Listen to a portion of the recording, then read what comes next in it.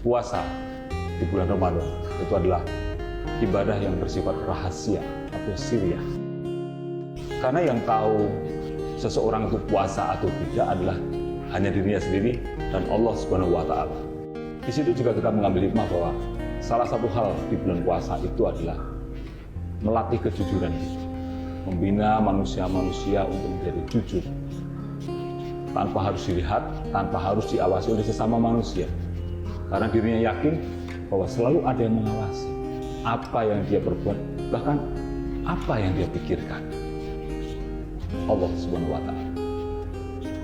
Mari kita sama-sama menyambut bulan Ramadan dan memanfaatkannya untuk menambah pahala.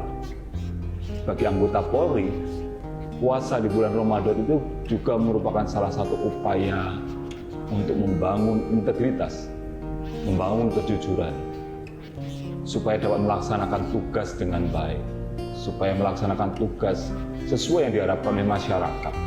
Oleh karena itu, inilah sarana kita untuk melatih diri kita sendiri, untuk membangun integritas, membangun kejujuran yang ada di dalam diri kita masing-masing.